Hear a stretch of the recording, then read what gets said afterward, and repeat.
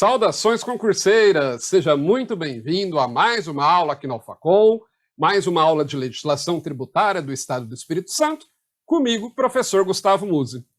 E nesse bloco nós vamos começar a falar sobre o IPVA, o Imposto Estadual, assim como o ICMS, não é? E o ITCMD, importantíssimo aí para a arrecadação dos estados em geral.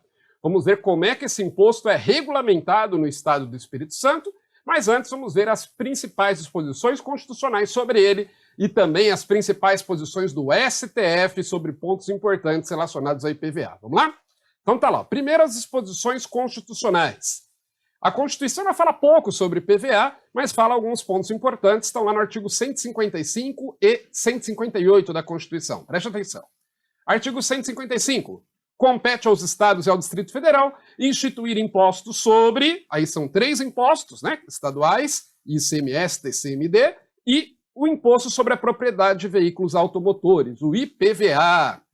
O IPVA, na verdade, ele foi criado em substituição à antiga taxa rodoviária única, que foi criada lá em 1989 e foi extinta em 1986, tá? O IPVA veio para substituir essa taxa, agora não é mais taxa, agora é imposto. A taxa rodoviária única tinha destinação específica. Era para construção, se não me engano, também conservação de rodovias. Já o IPVA, como todo imposto, ele não tem destinação específica, como a gente aprende lá em direito tributário, né? Continuando aí. Aí a Constituição diz que o IPVA, primeiro, terá alíquotas mínimas fixadas pelo Senado Federal. Então, cabe ao Senado estabelecer as alíquotas mínimas de IPVA. Isso daqui por quê? Para evitar a chamada guerra fiscal entre os estados, né? Porque senão o estado vai lá e baixa o IPVA para zero ou próximo de zero e acaba fazendo com que, embora o STF, nós vamos ver, ele diga que hoje o veículo tem que estar registrado no domicílio do proprietário, mas muitas vezes a pessoa acaba registrando em outros municípios de outros estados para pagar IPVA menor. E isso poderia estimular esse tipo de coisa, né? E para agravar ainda mais a situação, normalmente, quem teria condições de colocar a alíquota do IPVA como zero ou próximo de zero seriam justamente os estados mais ricos, que têm gordura sobrando orçamentária para poder abrir mão temporariamente do IPVA. Já os estados mais pobres normalmente não têm como fazer isso. E isso poderia agravar ainda mais a desigualdade no país, né? Então, por conta disso, cabe ao Senado, estabelecer alíquotas mínimas que os estados devem seguir na cobrança do IPVA. Além disso, o IPVA, de acordo com a Constituição Federal, ele poderá ter alíquotas diferenciadas em função do tipo e utilização do veículo. Ou seja, o IPVA poderá ser o que nós chamamos em direito tributário de um imposto seletivo, que é aquele cuja alíquota muda dependendo do produto que está sendo tributado. E o IPVA, você sabe disso, né? Tem uma alíquota para motocicletas, normalmente, tem outra para caminhões, outra para veículos, ou pode ter outra para utilitários, então os estados podem diferenciar aí em função do tipo e forma de utilização do veículo, ok? O que mais que a Constituição fala sobre IPVA? Lá no artigo 158, que trata aí sobre a repartição da receita tributária entre os entes da federação, ela diz que pertencem aos municípios 50% do produto da arrecadação do imposto do Estado sobre a propriedade de veículos automotores licenciados em seus territórios. Ou seja, o IPVA é um imposto estadual, que arrecada é o Estado. Só que o Estado ele deve repassar 50% do que ele arrecada com o IPVA para os municípios onde os carros estão emplacados. Então, quando você paga lá o seu IPVA, vamos imaginar que você paga lá R$2.000 de IPVA. Ao pagar esses R$2.000, R$1.000 ficarão com o Estado e R$1.000 serão destinados ao município onde o seu carro está emplacado, ok? Professor, mas com essa história agora aí do Mercosul, placa do Mercosul, que não tem mais o município. Não tem o município na placa, mas continua havendo a vinculação do registro do veículo a determinado município. Isso continua a existir, ok? Então os estados devem repassar, incluindo o estado do Espírito Santo, claro, 50% do que ela arrecada com IPVA para os municípios, ali proporcionalmente onde os veículos estão emplacados. Por isso que tem muito município que faz às vezes campanha, né? Talvez já tenha visto. Você cidadão do município, você munícipe consciente aí de seus direitos e deveres, né? Registre o seu veículo aqui no município, para evitar aquilo que às vezes o cara compra um veículo que está registrado numa cidade vizinha e não muda para a cidade dele, e aí o IPTU, 50% do IPVA vai para a cidade vizinha e não para a cidade dele, ok? Essas são as disposições constitucionais sobre o IPVA. E agora, antes de entrarmos na lei do IPVA no Estado do Espírito Santo, eu quero ver aqui com você algumas decisões importantes do STF sobre o IPVA, tá?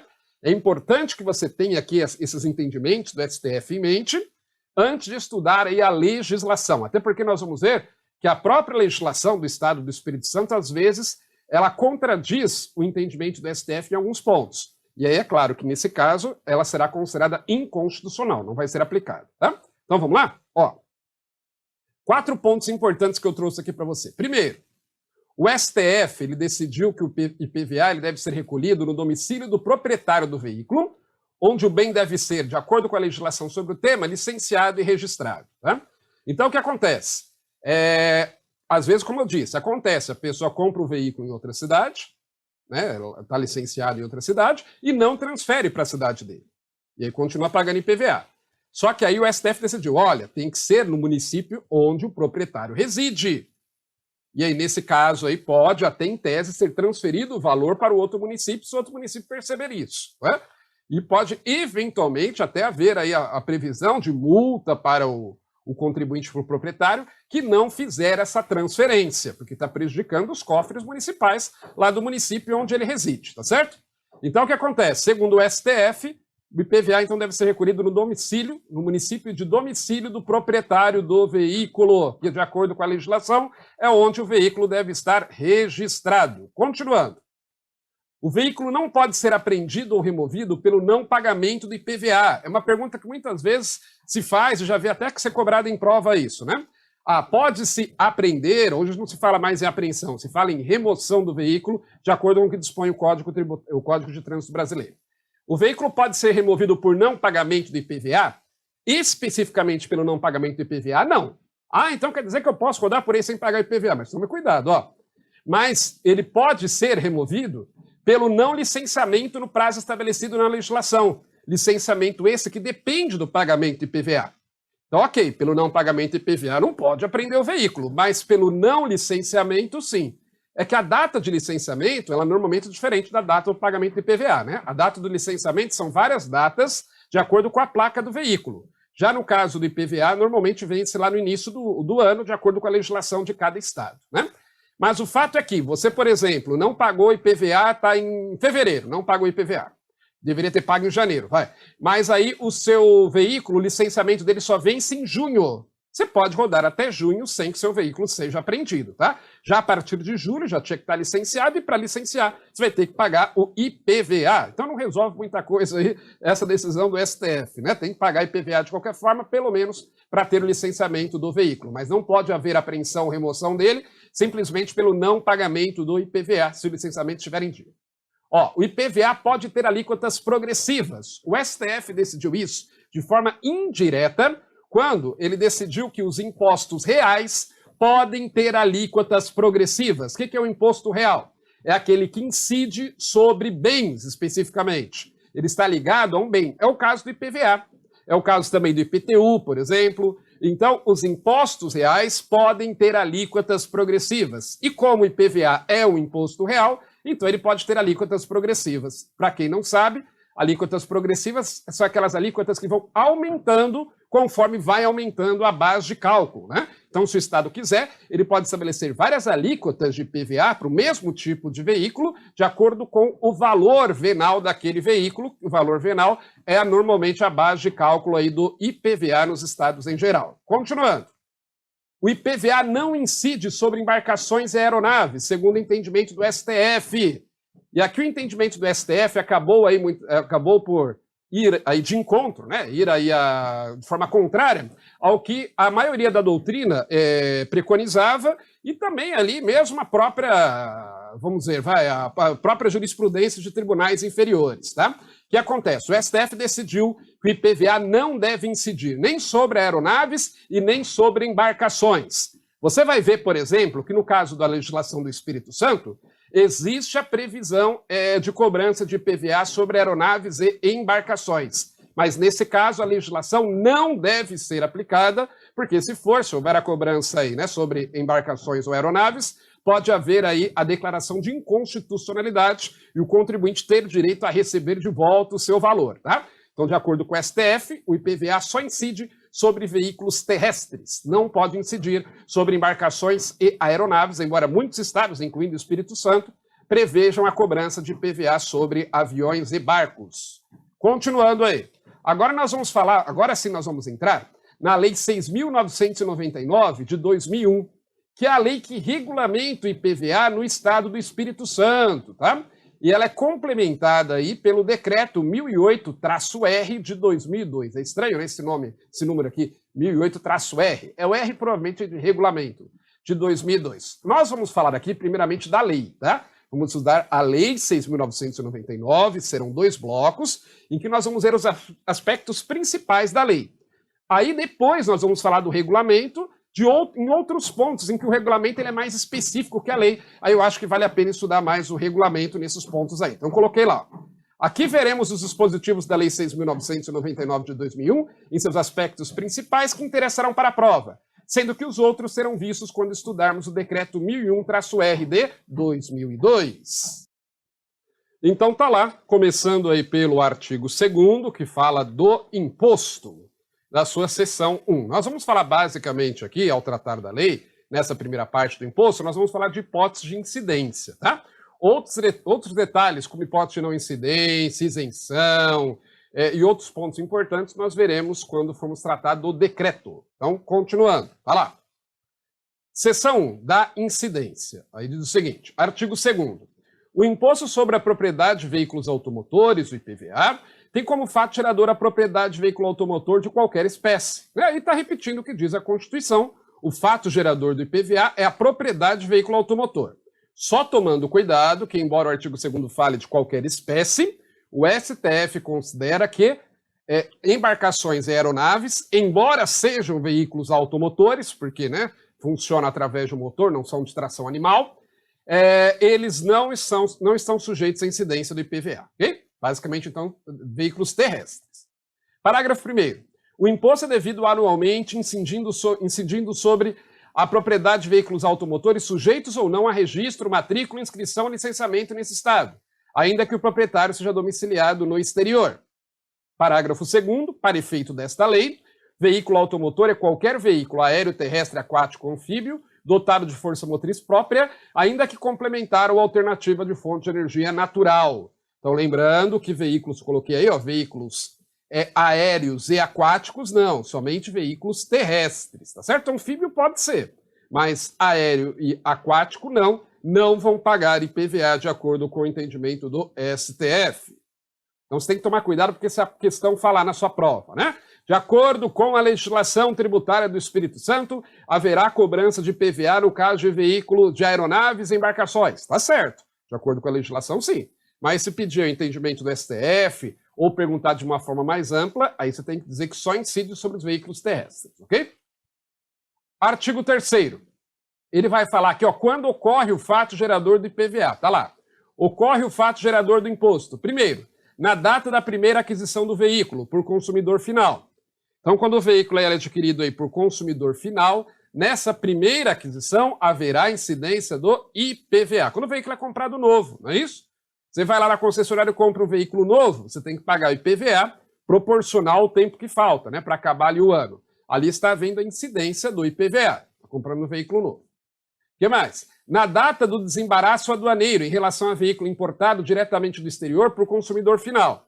Então, se é o consumidor que está importando um veículo, na hora que ocorrer o desembaraço aduaneiro, deve haver o pagamento, vai ocorrer o fato gerador do imposto, tá?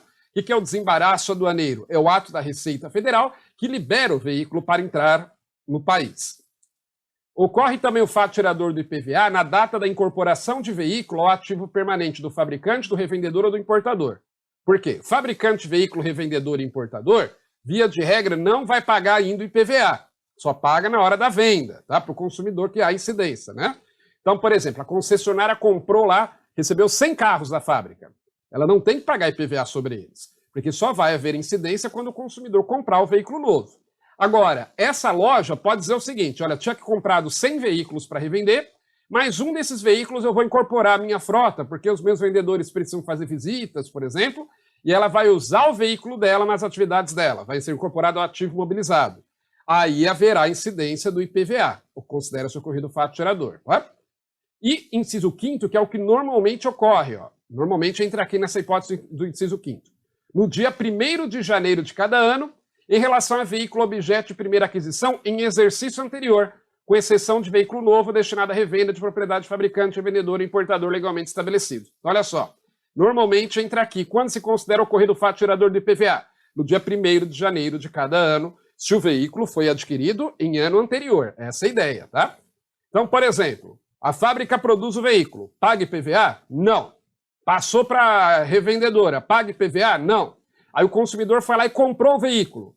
Aí incide IPVA, vai ter que pagar IPVA, nesse caso, proporcionalmente ao número de meses que faltam para acabar o exercício. Aí, a partir do ano seguinte, IPVA vai vencer sempre no dia 1º de janeiro para aquele veículo, ok? Inciso 6º. Relativamente a veículo de propriedade de empresa locadora. Essas alterações aqui são recentes, são de 2020, e trazem aqui regras especificamente para o caso do veículo pertencer a uma empresa locadora de veículos. Ó, aí considera-se ocorrido o fato gerador. A. No dia 1º de janeiro de cada ano, em se tratando de veículo usado registrado no estado do Espírito Santo. Vai seguir a regra geral dos demais veículos, dia 1º de janeiro. B. No mês subsequente da data em que vier a ser locado ou colocado à disposição para locação no território desse estado, em se tratando de veículo usado registrado anteriormente em outro estado. Então, sei lá, o veículo que estava registrado no Rio de Janeiro foi lá para o Espírito Santo, e aí, no mês em que for colocado, no mês subsequente, né, em que for colocado à disposição para locação, aí que será considerado ocorrido o fato gerador do IPVA no estado do Espírito Santo. E na data de sua aquisição para integrar a frota destinada à locação nesse estado, em se tratando de veículo novo. Agora, se é um veículo novo que foi adquirido pela locadora naquele ano, vai incidir IPVA, considera-se ocorrido o fato gerador de IPVA, na data da sua aquisição, ok? Se o veículo for comprado novo naquele exercício. Aí o parágrafo 1º vai explicar para a gente o que é veículo novo, tá lá, para fins de IPVA. Para os efeitos dessa lei, novo é o veículo que ainda não tenha sido objeto de operação destinada a consumidor final, nem incorporado ao ativo permanente fabricante, revendedor ou importador, tá? Porque às vezes você vai falar, o veículo é um veículo que nunca foi usado, né?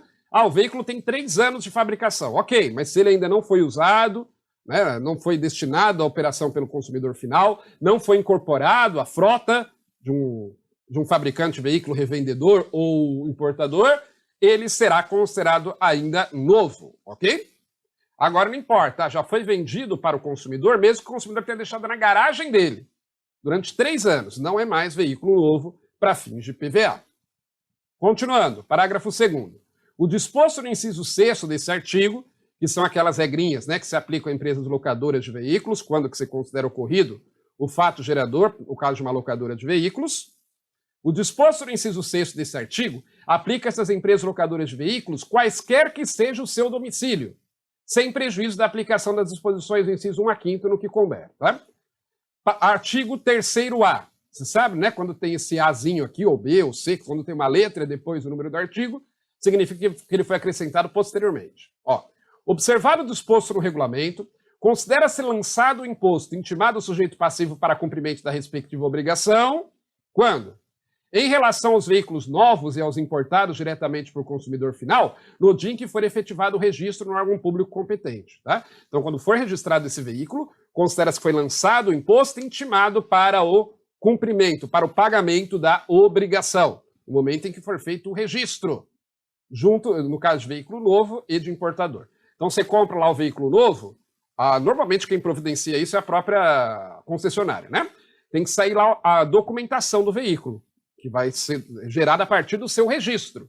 E foi registrado, já considera-se lançado o imposto para o consumidor pagar, para o contribuinte pagar. 2. Em relação aos veículos usados, já registrados e licenciados nesse estado, cuja primeira aquisição tenha ocorrido no exercício anterior, considera-se que o lançamento foi feito no dia 1º de janeiro do ano subsequente. Ok? Não quer dizer que o contribuinte tenha que pagar no dia 1º de janeiro. Tem o prazo de vencimento, né, que você sabe.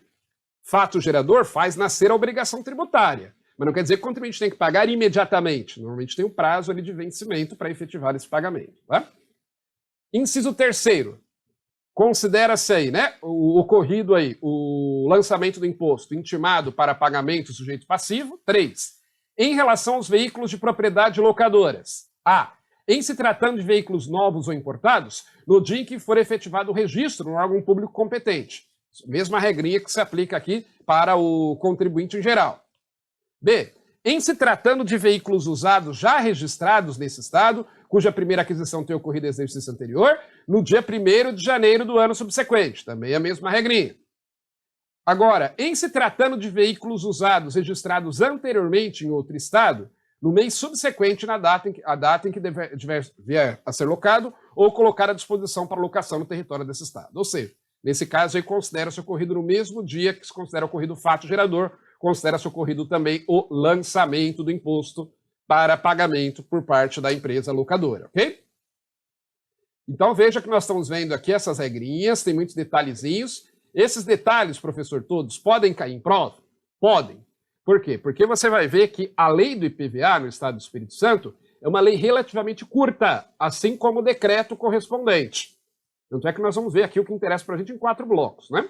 E quando é curto, pode cair, a tendência é que caiam mais detalhes. Por quê? Quando a banca tem leis maiores, com mais pontos a serem cobrados, normalmente a tendência é cobrar menos detalhes, né? Pode ir naqueles pontos principais. Agora, quando você tem leis mais curtas, a tendência é que a banca cobre mais detalhes, porque senão não vai ter o que cobrar, tá certo? Então é importante estar atento a essas regrinhas aí. Ah, outro ponto que eu já falei para você, né? Isso eu sempre tenho dito e sempre reforço. É importante que você estude legislação tributária depois de ter estudado direito tributário, tá? Porque alguns conceitos de direito tributário eu vou relembrar aqui com você, mas a nossa aula não é direito tributário. Eu não vou ficar todo momento fazendo referência aos conceitos lá do direito tributário, então a gente parte do pressuposto que você já estudou, tá? Então, antes de estudar legislação tributária, veja direito tributário. Porque legislação tributária é como se fosse um direito tributário 2. Vamos lá. Artigo 4º. Fala o seguinte: a incidência do imposto sobre a propriedade de veículos automotores novos, importados ou disponibilizados para locação será proporcional aos meses restantes do exercício e calculada em duodécimos, incluindo-se o mês de ocorrência da compra, do desembaraço aduaneiro ou da disponibilização. Vou ler, depois eu explico. Aí o parágrafo único diz: o disposto no caput desse artigo aplica-se aos veículos automotores usados nos casos de perda de imunidade, não incidência, isenção, ou de recuperação de veículo objeto de furto ou roubo. Vamos entender isso daí. É o seguinte, você comprou um veículo em julho, né? Lembra, no caso de veículo novo, considera-se ocorrido o fato gerador quando o contribuinte compra o veículo. Então você comprou o veículo em julho, ocorreu o fato gerador em julho. Você vai ter que pagar o IPVA inteiro daquele ano, daquele exercício? Não, você vai pagar só metade. Por quê? Porque vai ser calculado no ano de aquisição, no exercício de aquisição, ou no exercício de importação também, você vai calcular proporcionalmente ao número de meses que faltam para acabar o exercício. Então, nesse caso, quantos meses faltam? 6. Ah, professor, importa o dia do mês de julho que eu fiz essa compra? Não, porque aqui diz incluindo-se, lá no caput do artigo 4º, incluindo-se o mês de ocorrência, tá? Então não importa, se você comprou no dia 1º de julho, no dia 20 ou 30 de julho, 31 de julho, não importa. Inclui o mês de ocorrência. Então, aí serão 6 meses. Conta o mês de julho, né? De julho até dezembro, dá 6 meses. Então, você vai pagar metade do IPVA naquele ano. Ah, comprou em novembro, vai pagar 1/6 do IPVA naquele ano. Comprou em dezembro, vai pagar 1/12 do IPVA naquele ano, ok? Já a partir do ano seguinte, aí como fato gerador já não é mais veículo novo, né? Foi um veículo que foi adquirido em um exercício anterior, aí considera-se ocorrido o fato gerador no dia 1º de janeiro, que é aquela regrinha geral. Aí você vai pagar o IPVA integralmente a partir do segundo ano, porque aí ocorreu o fato gerador no dia 1º de janeiro, vai pagar para o ano todo, tá certo? Mas essa regrinha é que você já sabe aí, que já comprou veículo, sabe disso daí. Mas vale para importação e quando for colocado em disponibilização também pela locadora, no caso aí de veículo que tenha sido adquirido para isso, certo? Bom, com isso, então, nós terminamos esse bloco em que nós trouxemos aí as primeiras disposições sobre PVA, lembrando que nós estamos estudando a Lei 6.999, que é a lei que regulamenta o assunto no Estado do Espírito Santo, e depois nós vamos falar sobre o decreto em alguns pontos diferentes, porque você vai ver que o decreto, basicamente, ele repete o que diz a lei. Então, para não ficar lendo toda a lei, depois a gente lê todo o decreto, falando as mesmas coisas, a estratégia foi, em alguns pontos eu estudo pela lei, em outros pontos que o decreto é mais detalhista, aí a gente estuda pelo decreto, para você poder ver todo o assunto que interessa para sua prova, tá certo? Vamos ficando por aqui. Bons estudos para você e até a próxima!